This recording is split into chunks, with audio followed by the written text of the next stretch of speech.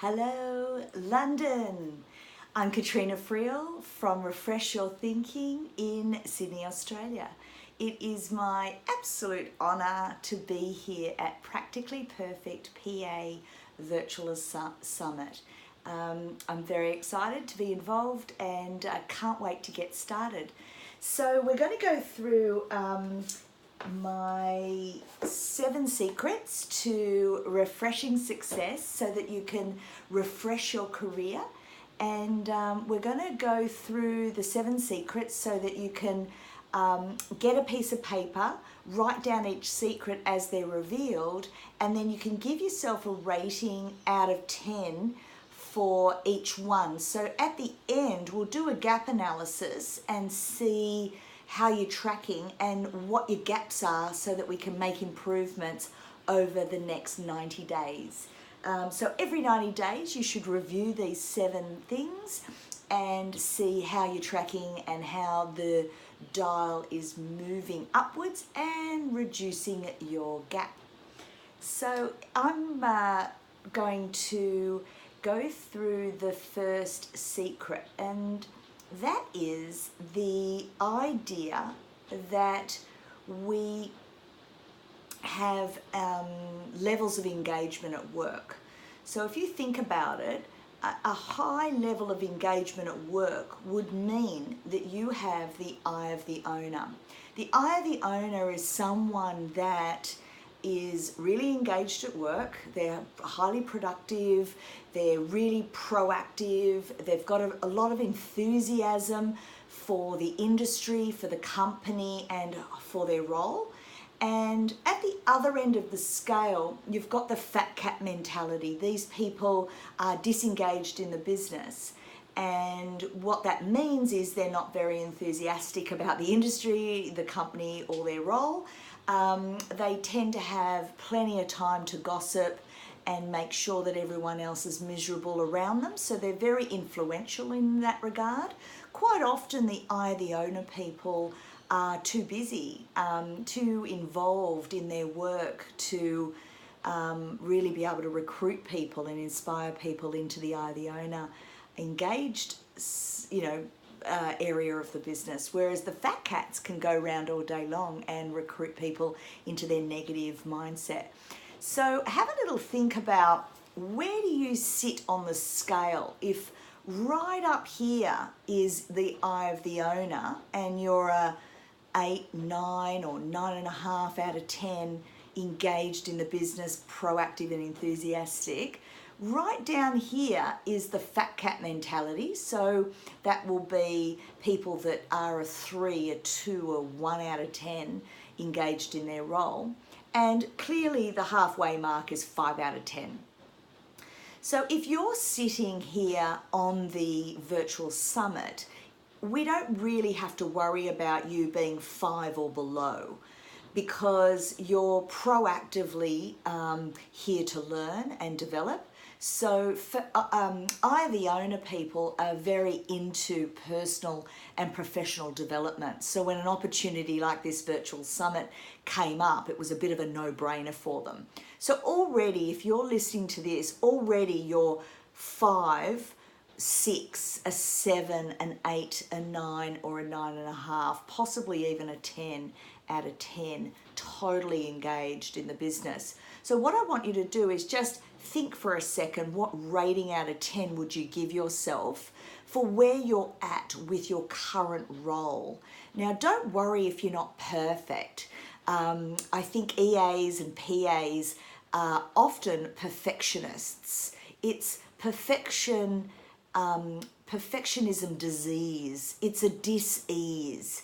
And I don't really like it. So what I've been doing over the last 15 years is making sure that EAs and PAs understand that their perfectionism disease is not helping them learn and grow as quickly as it could. So what I do psychologically is get rid of perfectionism disease and turn it into a healthier response to the world, which is called continuous improvement. And so every email you write could improve. Every conversation you have could be improved. So we live in a world where continuous improvement is all that we're looking for here. There is no such thing as perfection. It doesn't exist. So I don't want PAs thinking that perfectionism is something that they can actually achieve. All it does is leave you starving at the end of every week, beating yourself up on the bus as you go home. And quite frankly, that's cruel. And you guys are great employees. So why are great employees with the eye of the owner, who are proactive and enthusiastic about their industry, company and their role, why are they beating themselves up? I wish the fat cats beat themselves up at the end of every day, not the eye of the owner people. So that's why I want to get rid of perfectionism disease. I just don't think it's healthy from a psychological perspective. Let's just shift you into the continuous improvement matrix, and you'll find you'll have a happier life, and you'll be much easier on yourself, and you'll be able to learn and grow a lot quicker because you'll be opened and less critical and nasty about your performance each and every day. So let's just accept that you're already great. So good is, say, 5 or 6. Great would be 8s, 7 and 8. And excellence would be sort of a 9, 9.5. So let's mark down the first secret is how engaged am I in my role, in my company, in my industry, and how close to the eye of the owner do I have access to currently. Now remember, you had eye of the owner 10 out of 10 when you first started your role. Remember how excited you were when you got the job? You were like blown away. And now that you've had the job and you've been able to have access to either the industry is on a bit of a downer and maybe that's disengaged you down to a 9, and perhaps the company is not going as well or treating you as well as you'd like, so maybe that's brought you down to an 8. And then say your role has got a bit stale and boring, so now you've dropped down to a 7. You're still good at what you do, you're still enthusiastic, but a 7 is really not satisfying. So what I like to do with my clients, and this is what we can do in your career coaching session, and everyone gets one at the gets to schedule that in for free with me. So if you haven't got the handout already, get the handout, download it and just fill in your details and send that off to me, and I'll be in touch so that you can have your little free career coaching, because we might want to talk about, if you're currently a 7, what would it be to get you back up to a 10? That's a 3-point gap. So you get the idea about this gap analysis that we're doing. What is your current score at the moment for eye of the owner? And what do you want it to be in the future? Is it, do you need an extra point? Do you need an extra 2 points? Do you want an extra 3 points? That is what we will discuss, and we'll talk about some strategies around getting that dialed up for you so that you can really enjoy your role, your company, and your industry way more. Things like what you can do is set goals for your role and treat it like a business. So having the eye of the owner, what you do is you create a little mini business plan for your role for the year ahead, taking your KPIs or whatever the business has set for you and using that as your base, and then see what you can do to create more value for you, but most importantly, more value for your company. So put a little business plan together, and usually that re-engages you in your role. The second thing you could do to grab another point could be to engage in the business more.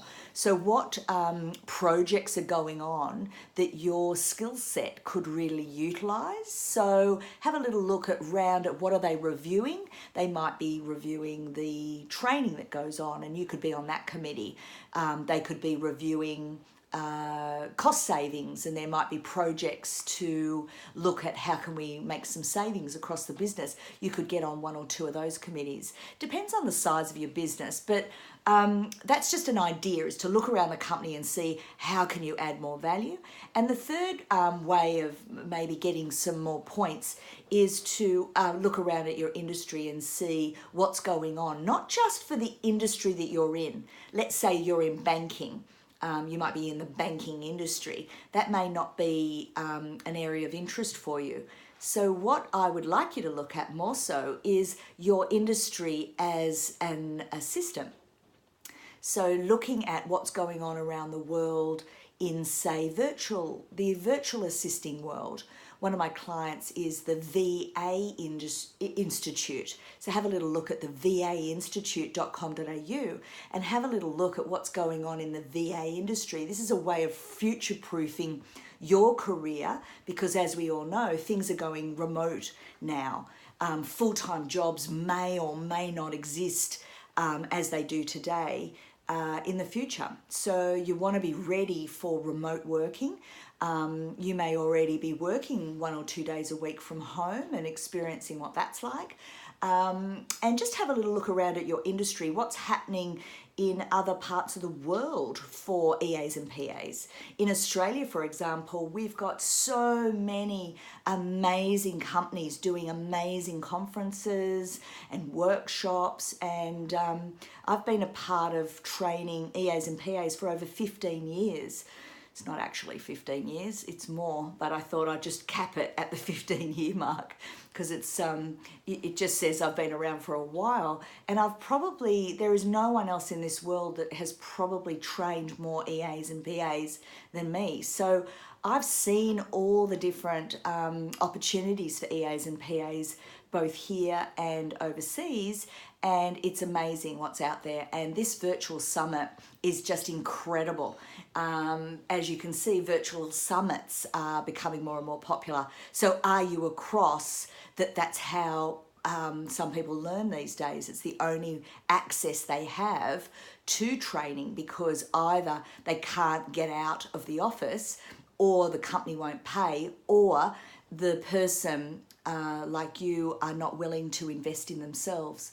And so that's just the first secret, the eye of the owner. And hopefully you've got the idea of where we're going to go with the other secrets and how to make sure that you are grading yourself as you go along. All right, so that is the first secret. Let's move now to the second secret. And what we're talking about here is the locus of control.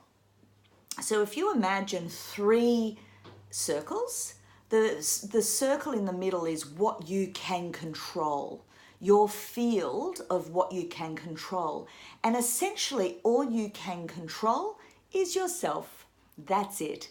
So the second ring is all around what can you influence, and making sure that that's as large as possible and that you are very influential, or as influential as you possibly can be. And the third sphere is what you can't control. So things like weather, traffic, anything that's happened in the past has already happened, so that's outside of our control and influence. So the point of demonstrating this particular secret is this secret is one of my philosophies for life. I run my life by this particular model, constantly checking in with what can I control, which is myself and my own attitudes and beliefs about certain things, and then what can I influence if I need to change it that way. So I don't spend a lot of energy anymore, because I've lived with this philosophy for over 25 years and I'm pretty good at it now. I don't spend any time, or very little time, in things that I can't control or influence. So you won't catch me talking much about weather or politics or stuff that I've got limited influence over. And I don't like to dwell either a lot of energy or waste a lot of energy on stuff that's already happened. in the past. So the reason I'm sort of bringing this up with you is that most people these days are wasting around 40% of their energy in a year focused on stuff they can't control or influence. So apparently we're all really busy these days. So how can we afford to be wasting 40% of our energy? My job is to get 40% of your energy back to you just by teaching this one principle. So what we work on in your free career coaching session could be how to get your 40% of energy back in a year, and really look at where are you spending your energy, and is it something that you have control over, or is it something you have influence over? If not, if you're focusing a lot of the time on things you can't control or influence, then we're going to review that, and we're really going to claim back all that energy and time. And most of the time when I teach this, what happens is people get their life back. So I have been preaching this concept for a long, long time, and I've saved thousands of people from going into burnout just by this principle alone. So it's pretty serious. If you understand how to run your life, use this as a philosophy of life, and every time you interact with somebody and they're freaking out and they're being Bahamas about something, just ask them, what can they control or what can they influence, and keep them focused in those two circles. Get them out of stuff that they can't control, because that's basically a waste of time and a waste of energy. So why are we spending our time whinging and whining about stuff we can't change?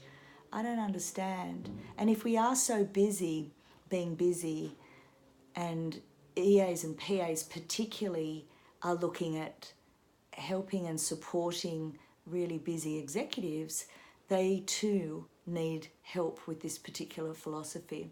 So I coach people from this point of view, and I also communicate to my clients from this point of view, and I'm constantly checking in with this throughout the day as things occur. So I hope it saves your life. I hope it saves you from a burnout, and I hope and pray that this gives you back 40% of your life and those of your family. And yeah, feel free to reach out and let me know how it's changed your life, because I'm seriously passionate about this particular principle. So back to the figure you're going to put on this. Out of 10, if you are spending and wasting 40% of your energy and time, then give yourself a score of 6 out of 10. Can you see it's got a 4-point gap? That's 40%. If you are only wasting about 30% of your energy in a year, you'll give yourself a 7 out of 10. If this is seriously, like scarily bad for you, and you're wasting 70% of your energy, then give yourself a 3 out of 10. You get the idea. Again, it's not likely that you guys will be in those low scores. It's much more likely, based on my 15 years experience of working with you, that you'll be up around 6 or 7. So give yourself a rating out of 10 and notice the gap, and notice that any gap, you need just a couple of tweaks on how to prevent you from wasting any of that energy. So yeah, let's move on to the secret number 3. Secret number 3 is personal power. So I want to give yourself a rating out of 10 for how much access to personal power do you have. Now, personal power is an actual issue for PAs. Now, what happens is PAs, by their very nature, tend to be the person behind the superstar. And I hate that. I really do. I actually think you PAs are superstars in your own right.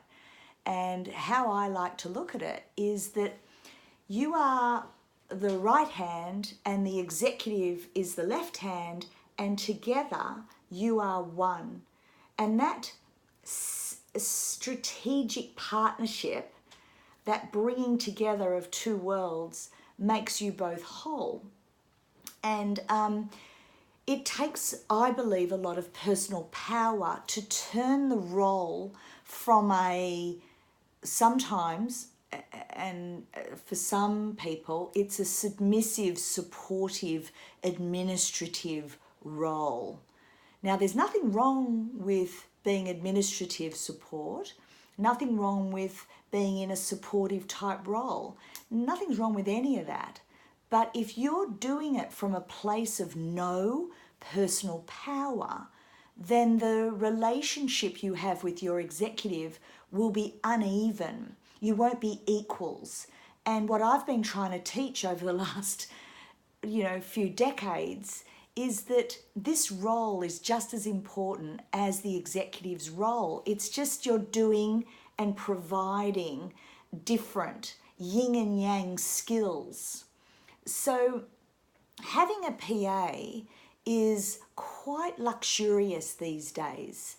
Yes, it's a requirement, but the role over the years has diminished, and people are starting to look at VAs, and they're looking for, technology has been very supportive over the years to eliminate a lot of the things that we used to do back in the day.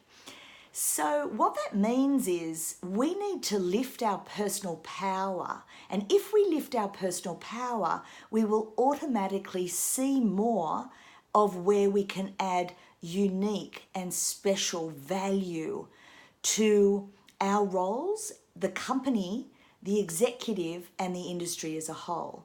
So have a little think about where you sit with your personal power. Is it low? Do you walk into the room like a little mouse?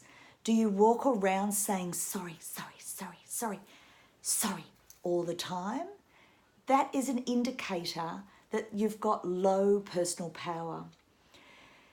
How you walk in a room is an incredibly interesting test to see how much personal power you have.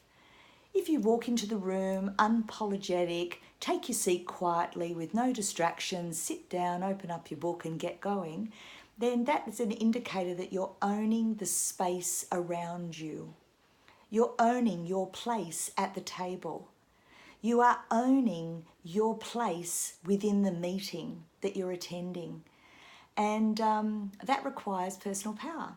So really high personal power, the way to work that number out, let's say you're up in excellence. Let's say you're a 9 out of 10 personal power.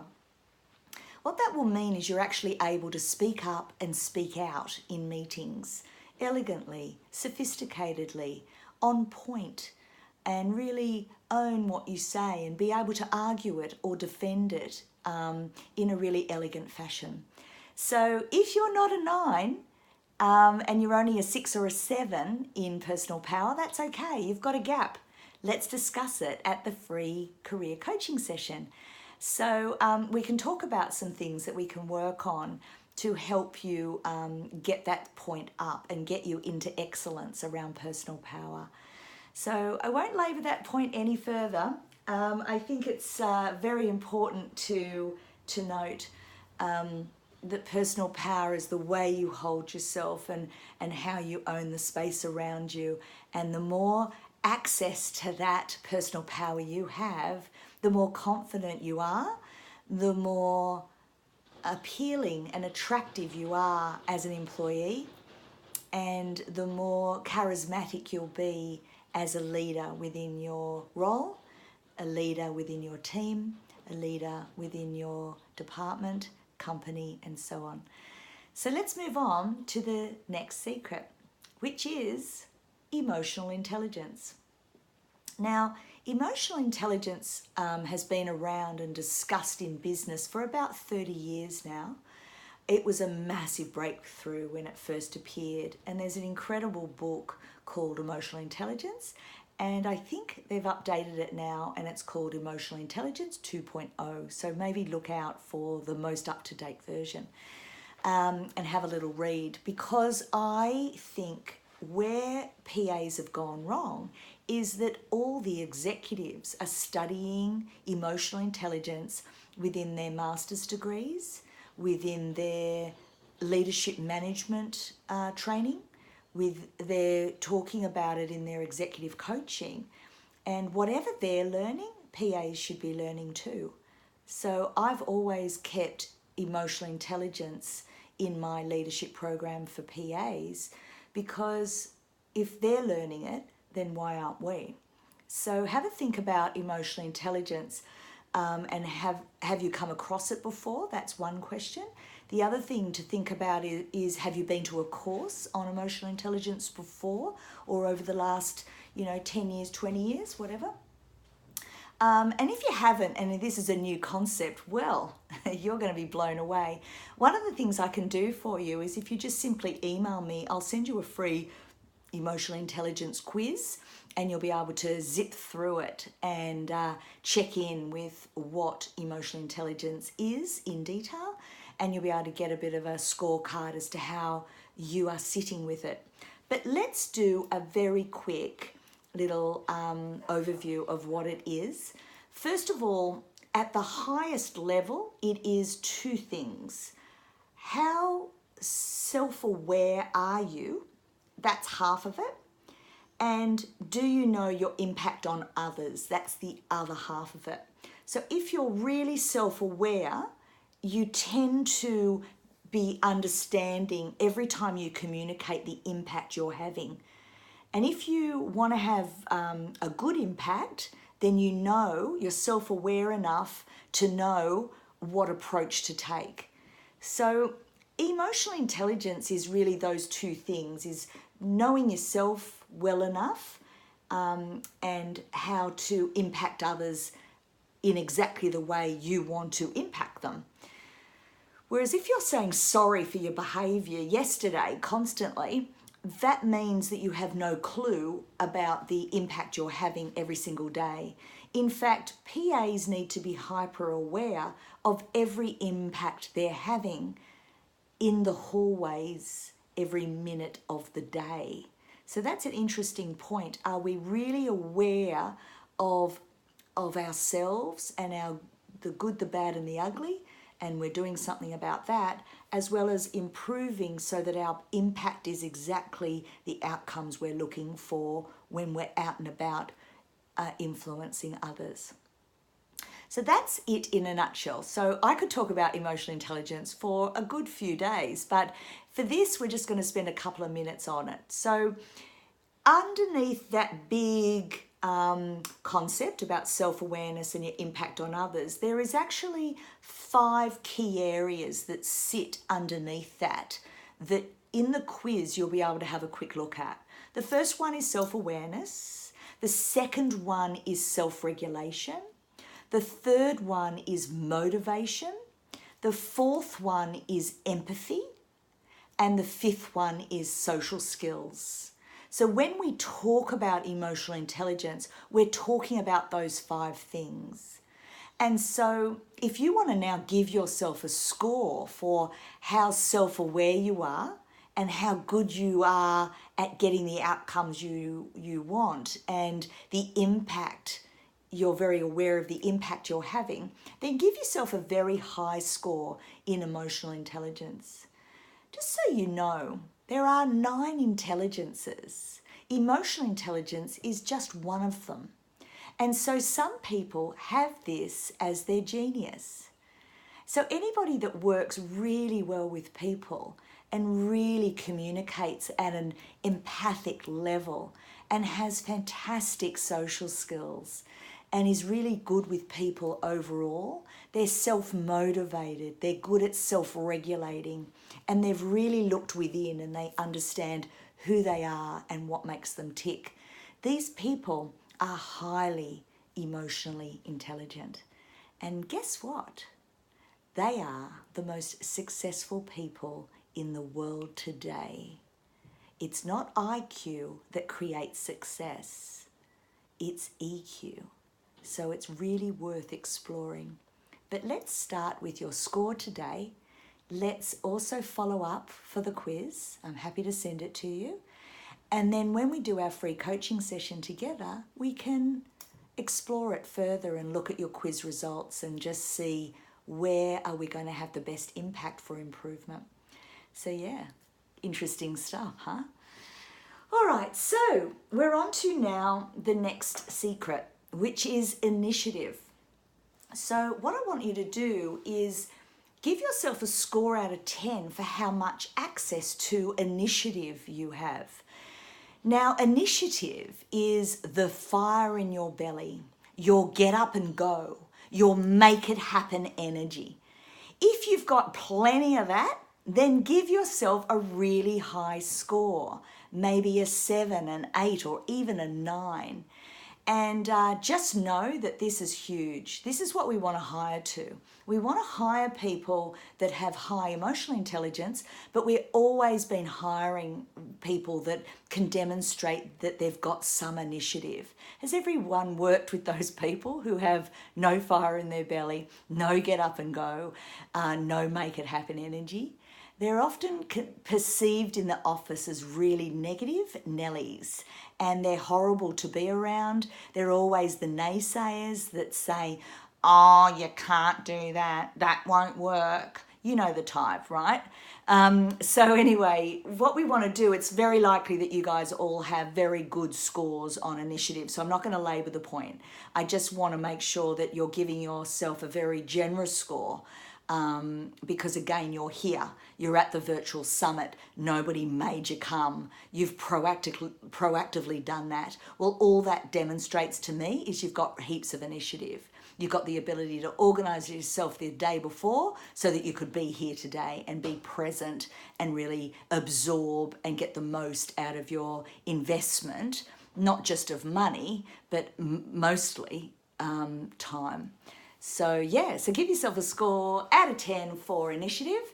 And if that's an issue for you, the main issue for PAs that I work with at the free coaching session is really more about how to turn your initiative down on things that don't matter. Because when you have naturally high initiative, what happens is you're attracted to all the shiny pebbles and you get excited about everything because of the owners happening, the initiatives happening, and it's all happening. So what I had to learn in my career, especially early on after 2 burnouts, all before I was 25, is I had to learn how to turn my initiative down on things that don't matter or shouldn't matter to me, and turn my volume up to where it was naturally on things that do matter. And so now I'm able to turn my volume up and down on projects and decisions and ideas and projects and stuff so that I don't burn out and get excited about absolutely everything. So I'm guessing that that's more likely to be your problem too, is that you get excited about everything, get involved in everything, and you're doing everything, and actually you're not as efficient and as effective as you should be or could be if you just understood how to use your initiative for good rather than the things that shouldn't matter to you. So it's prioritizing and understanding what's important and what's not important, and to really look at what we can control and influence and make sure that we're focusing on those things rather than things that are just wasting our time or just distracting us, or things that we're not going to have a massive impact on. So your call, but I hope you get the idea about that. All right, moving on now to the next one is confidence. Now, with confidence, this is a massive issue for PAs in general. They get low scores in personal power, and they generally get low scores correlating back to confidence as well. So confidence and personal power, I think they're linked to a certain degree psychologically. So just understand that what you put down your score to be for personal power, it's probably very similar the same for confidence. So confidence. Now, everyone talks about confidence constantly, and especially in the EAPA game because we lack confidence. And I just want to show you the structure of confidence so that you can improve things more easily, rather than just saying I'm not confident. It's not true. It's a lie we tell ourselves. You are confident in a whole bunch of things, and you're not confident on a whole bunch of things. And that's the way it should be. We can't be geniuses and have everything as our strength. We all have strengths and weaknesses. We all have strengths and challenges. Otherwise, life would be boring if we're all good at everything. So it's not about that. It's about understanding that, are we confident on the things that matter, like personal power and being able to speak up and speak out in meetings? For PAs, this is the area that I tend to focus on the most. They tend to be humble and modest types, often more on the introverted scale than the extroverted scale, which means that introverted people are way more naturally humble and modest. Now, what that means, as much as humble and modest is beautiful, it doesn't allow them to speak up and speak out in meetings, because that tends to be their challenge, because they lack confidence in speaking up and speaking out. So the structure of confidence works this way. If you look at the triangle, you'll see that one part, to be confident on something, you have to have self-belief as number one. So check in with your self-belief. Then we go and have a little look at your the self-value that you have around that issue. And then we go and have a look at your self-assurance around that issue. So let's just take public speaking as an example, because wherever I speak, at every EAPA conference, public speaking comes up, because they know they're not good at speaking up and speaking out. So let's just use that as an example. Do you believe you could be a good public speaker? Yes or no? Do you believe that being a good public speaker and being able to speak up and speak out at meetings would add value to your career? Yes or no? And then the final self-assurance bit is, have you tried it? Have you practiced it? Have you stuck with it long enough to get good at it? Yes or no? So what tends to happen is the self-belief is there. They know if they could focus on it that they would end up being quite good at it. They just know in their heart. They know it adds value to their career. So it's not self-belief that's the problem. It's not self-value that's the problem that's holding them back from having confidence on this issue. It's simply they haven't practiced. So, of course, self-assurance is not there. They're not assured that they'll stand up and do a good job because they haven't had a project. They haven't stretched their comfort zone to the point where they can have prepare and stand up and deliver and have a little practice and then do it again and then do it again. And by the time you've done it about 3 times, you're like, okay, I've practiced. I'm a little bit more self-assured now. And for me, I've been speaking up and speaking out now for over 30 years. So I'm practiced. And so it's not like I was born like this. I was born an introvert. I was born shy. I was born nervous. And a whole bunch of stuff has happened in my life to get me to this point. And essentially, I've practiced. And so I believe I can. I believe it adds value to my career, that I can do it, and that I've stuck with it long enough to get good at it. And so I'm confident at public speaking now. You see the structure of confidence. So now what I want you to do is just give yourself an overall rating for how confident you are generally in your career. Is it a 6? Is it a 7? Is it an 8? Or are you in excellence and have access to a lot of confidence? And confident people, what they do is they have a crack. They have a go. They try. Whereas not very confident people are able to talk themselves out of everything. So they never try, which means they never get good at anything. And yeah, they're satisfied with just sitting there going, I'm not very confident at that. Whereas confident people have a go. They have a crack. And I admire those people. So if you haven't had a crack at something new lately, now's the time. I encourage you. And in the free coaching session, what we can do is we can come up with two or three things that you really desire, and I'll show you how to get more confident on that in the quickest amount of time. All right, let's do the final secret. It's being human.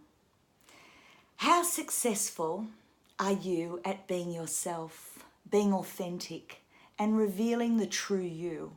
Give yourself a rating for how much do you show the world your true self. Because here's the thing, guys. If you are 5 out of 10 for being human and you are hiding five points of yourself from the world, it's exhausting. At the end of every week, you are exhausted because you have to pretend that you are something that you are not. And it's exhausting. It's really hard to do that. But when you are able to reveal yourself and just be confident in yourself and have the personal power to say, here I am and I'm cool with it, it's not only very attractive and very, very nice to be around that energy, but also it means you're not taking up any extra energy to be who you need to be at the end of every day. So if you are exhausted on a Friday afternoon for pretending to be this perfectly perfect PA, then I want you to stop and see, are you in the right role? Are you in the right company? Are you with the right executive? And are you in the right industry that really supports you being uniquely you and what makes you special, weird, and interesting? So I'd like you to be yourself. I encourage you to be yourself. And if that's not conducive where you're at the moment, then in the free coaching session, we can go through your levels of happiness and engagement at work. And we can look to see, is there any opportunity for you to be more authentic and real and be yourself every single day, which will take a lot less energy, which means you get back all this energy to do other things like creative projects, innovation at work, etc. Or just be a joy to be around and have on the team. It's been my great pleasure to serve you today. I look forward to a one-on-one conversation with you. So fill in your forms, grab that free career coaching session, and let's have 1 hour together and really unpack how I can add more value to your life. And also to you will get a free Refresh Your Career book. We'll just send it to you as a digital ebook, and you can have that for free as well, just so that you can go back over what I have covered today and just absorb it at a much, much deeper level. So I'll say goodbye from Katrena Friel from Refresh Your Thinking in Sydney, Australia. It's been my great honour to serve you today, and I look forward to seeing you soon. Bye for now.